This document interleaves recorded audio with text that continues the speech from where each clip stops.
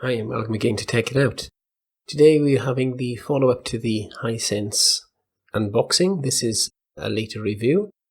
I've had this set now for about a month. I thought that was about enough time to give it a chance, find any problems with it, any glitches and so on. So I thought I'd run you through what I found and my impressions of it. I know a lot of you have been waiting for this update, and there's quite a few questions that you've asked me as well. I'll try to answer. First of all though, I've got to thank you because the popularity of my first video was incredible. I didn't realize so many people were interested. At the time of making this update, I think there's something like 8,500 views. I would never have expected that in my life. Thank you for all the comments, the follows, the likes and so on. They're very much appreciated. And some very good constructive comments as well about how I can move forward with my making of these videos and so on. Just to answer the latest one, unfortunately, this camera that I'm using, the Canon, which I reviewed earlier in one of my reviews, is the best I can do at the moment. I can't do any better, unfortunately. Funds preclude it. But it's a pretty good camera and it does pretty well, so hopefully it's good enough for now. This is just a hobby for me, it's not a profession. Don't intend to be doing this as my main point of work, as it were. So let's get on with it. First of all, the first question that I've been asked is regarding flicker on the screen. And I think it relates to the first video where the interaction between the Canon video camera that I'm using and the refresh rate of the screen made it look as if there was flicker. I can assure you, I use this solidly every day for several hours a day, both as a PC monitor and as a TV screen watching videos and so on. And I have seen no flicker whatsoever. I've suffered no eye strain, nothing at all. The text is all absolutely crisp and clear, and I have had no problem. And it's always in its native 4K. I never take it down any lower. There's no need to. It gives me so much more workspace to actually put things on. I can have 3 or 4 different projects going at the same time. Or if I'm doing a video, I can have editing program going and my Audacity going and so on. So I can have it all on the screen at the same time, which is absolutely brilliant. I love it. No flicker whatsoever. Colors are vibrant and clear. The screen is bright. Direct sunlight, as with all screens, not the very best, but it's still there. It's good. You can still see it. The only problem I did have until I found the solution was it did tend to dim on occasions when it went from bright to dark or dark to bright. And I discovered that was a setting whereby it auto adjusts the contrast. If you put it in PC mode, that disappears. But if you've got a video showing, it tends to change intensity of brightness. So I turned that off and it's been no problem whatsoever since. I haven't changed any of the color gamuts. They've been, as far as I know, set to the standard. On we go then. First of all, then flicker, nothing at all. Can't find any problem with it at all. The second one was regarding the Chroma. Now, I did do a little bit of investigation to see how I could test to see if it was showing full 444. And I found on AV Forum that there were a couple of test images that you can use. I've got a couple here which I downloaded from the forum. This is the first. Now, what you do with this basically is if you can see the bottom line of it, or the bottom 2 lines, you can read them, you're actually in 444. You can see the contrast between the red and the blue, and you're able to read the text quite clearly. The second one is very much the same. This one, if it's 442, it'll show 442 on the screen. If it's 444, it'll show 444 on the screen. So, there we go, and I click it. Now, the problem is, I don't know what you can see on your screen. I'm not sure if it'll show up as 444 on your screen or not, but it definitely shows up as 444 on this screen. So it's, again, definitely 444 Chroma on this. I think it's working at either 8 or 10-bit. I'm not sure. I believe it goes up to 12-bit, but I don't know what the adjustments are. Like I said before, I'm not an expert on AV, and I don't know how to adjust these things. All the settings are there that you can adjust them, but I don't know personally how to adjust them. Watching videos on it is a delight. It does upscale from the Blu-ray player, and of course it live streams Netflix and Amazon in 4K. So if we go into video then, and I'll just play a few seconds of this because I'll probably be told off otherwise. As you see, no judder, nothing. Nice, clear, sharp image. Again, I can't really see what you're seeing via the video camera. It may be a little less clear in that context, but looking at it from the screen here, perfect.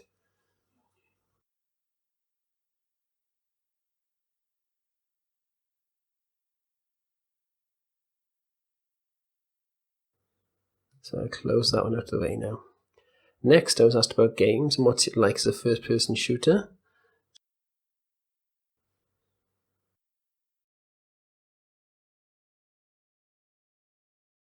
I'll speed this up if it takes too long.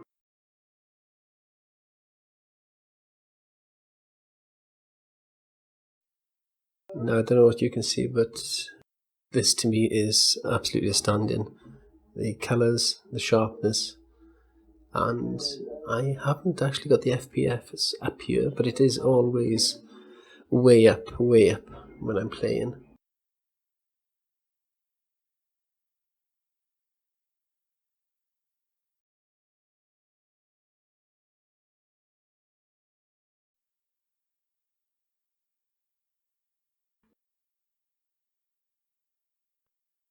As far as I can tell, there's nothing I can perceive as lag.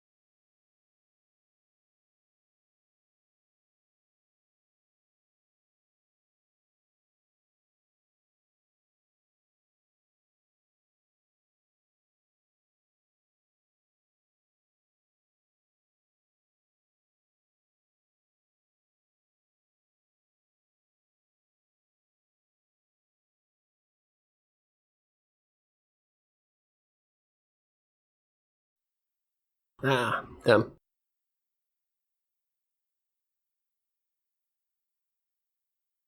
Now, I suppose if you're a pro gamer, you're looking for something that's top notch, then it's not going to be for you. But for everyday gaming, I cannot fault it. FPS games are perfect as far as I can tell. Even the most demanding of them I get in 1440p is no problem at all. 4K is a bit of a stretch because my video card can't really handle it, but even in 4K I can get about 20 frames per second, which isn't really playable, but it's usable to some extent in some games. And what's next? A bit of 4K video then. I've shown you a little bit before, so play a bit more again. Now, again, you can't see this, but I can see just how incredible this is. It's actually like being there and looking out a window at the scenery.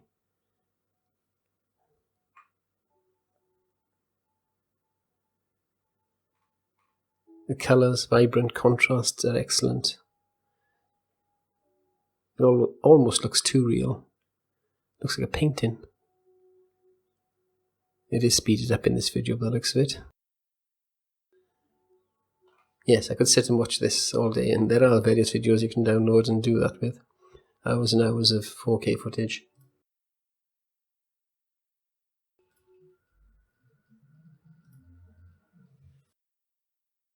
So here's some of the other questions. HDR format. I can't actually tell you offhand exactly which it is. I'll try and put it in the comments once I find out. So apologies for that. You need to start using zoom function. Yes, I know, but unfortunately I'm not really that good as a videographer. Not yet anyway. Talking live, but I'm trying to do that now, and I don't really like doing it because I say lots of ums and ahs and things that I don't want to say, and there's always noises in the background that get in the way. There's lots of thanks, and thank you for all the thank yous. Haven't had a chance to do much gaming on it. Well, as I just said, no issues at all with lag input that I can see. In Gloria Victis, that was in the other video, not Skyrim, but they're similar in format, I suppose. Telly for the App Store. Now, right then, we'll move on to the actual functions of the telly, shall we? If I go into the settings,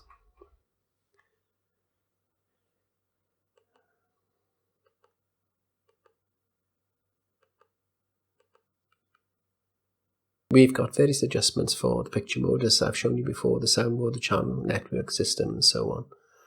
It's always worth checking for updates, and I haven't checked lately, which is why I'm looking now, just to make sure everything's up to date before we look at the App Store itself.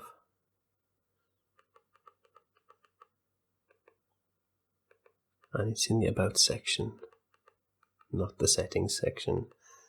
So we'll check for the upgrades.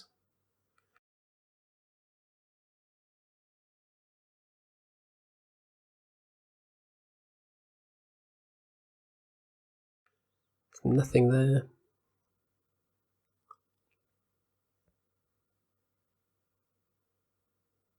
Ah, right, so we're all up to date. So we'll go back, and now we'll go into the various functions. So you've got your inputs, and you've seen all this before, so there's no point in going through. Somebody did ask about casting to the TV. Yes, you can.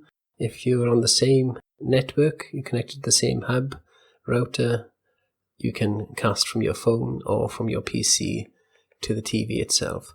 So that's another question answered, and you've got all the various input modes there.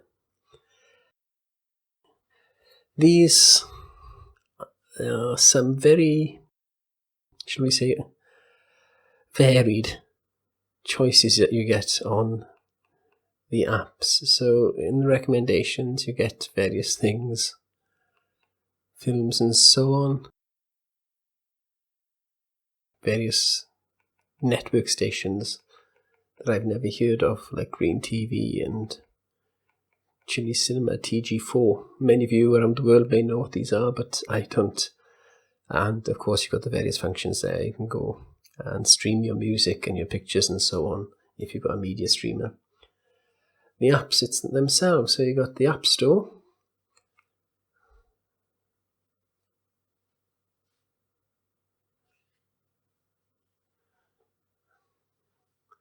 And there are not a huge amount of apps in the App Store, I've got to say.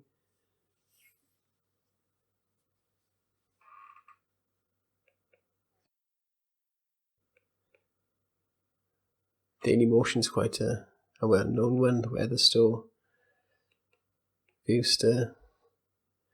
It is a little bit slow and a little bit laggy, but I'm assuming they're going to update it soon and it'll become a little bit faster. With this menu, I think that is the only negative comment that I've got about it. I think it's got just about everything for anybody throughout the world, really.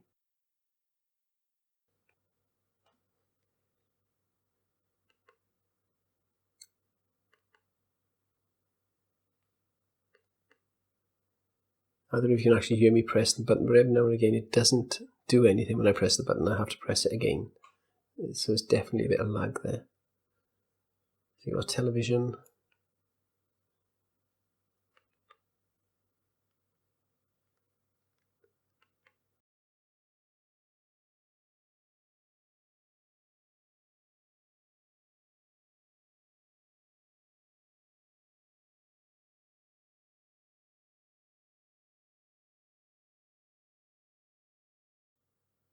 Sports.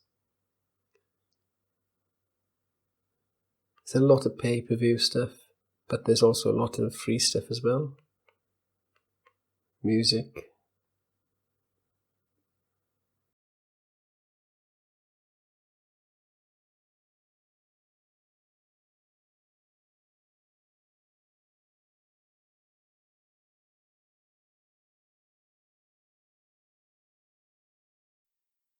Let's just try a bit of this music.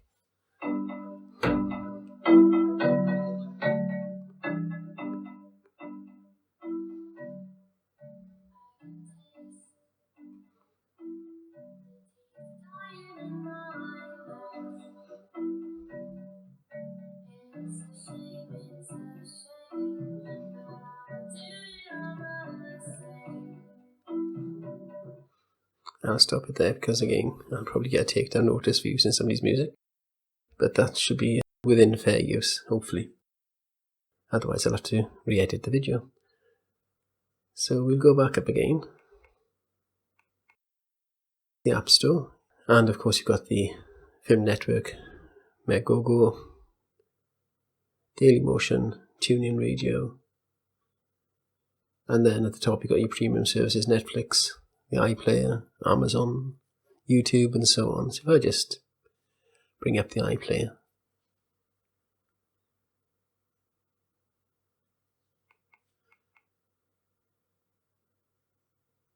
So as you can see, it's all quite fast. The only thing I find a bit laggy is the App Store. So again, with a bit of an update, perhaps they might cure that problem. I'm not going to play anything from the BBC, otherwise I'll definitely get told off. Let's come out of there.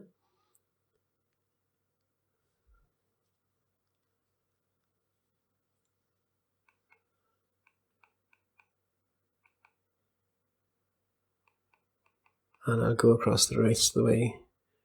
Wacky TV, BBC News, channels, Chile, Deezer, and so on, and so forth. There's quite a bit of 4K footage on Red Bull as well. We've got Plex there for streaming.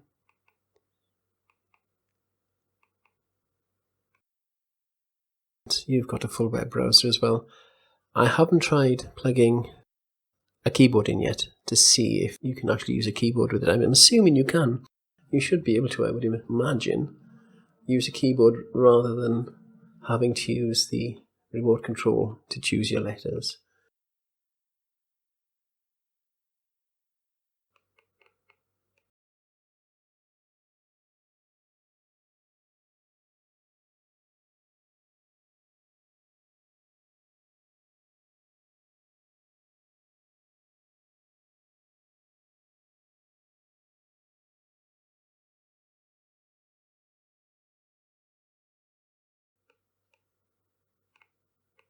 Why he thinks I'm on iOS, I don't know.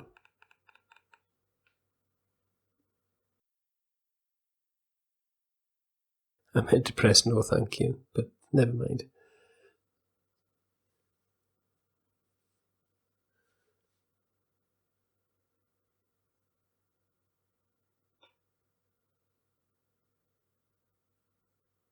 So not the fastest web browser in the world, but a lot of it is down to the fact that you have to use the remote control to navigate.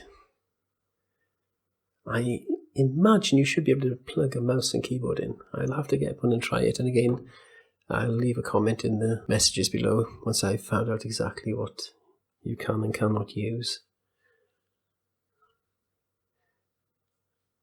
What else is there that I haven't addressed? Let's have a look at the messages again.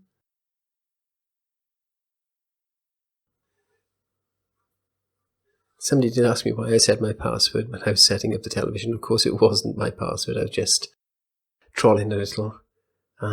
Never use a password like that you can easily guess. I did give that bit of information out in one of my earlier videos on security. Somebody asking about a bigger brand. Well, to be honest, for the price, it's half the price or less than some of the bigger brands, and the quality I cannot fault. It is excellent.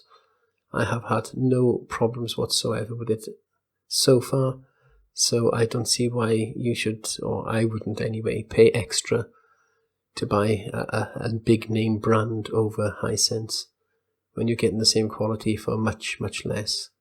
This was the question about Chroma, of course. The test samples have already shown you.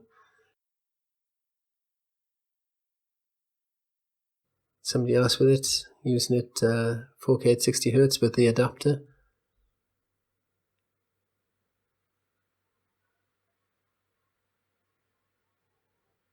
somebody going to be using it with the Xbox? Well, Xbox, I don't think the present one can output 4K. I'm not sure about the Scorpio or the PS4 Neo, whether they'd be able to play in 4K native. From the reviews I've heard so far, the specification isn't much better than the current ones. So unless they're doing something very special, I can't see how they can play 4K games at a decent frame rate.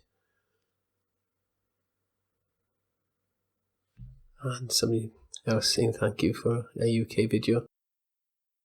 Yes, one of the reasons I started making these videos was because there's not many people making UK videos.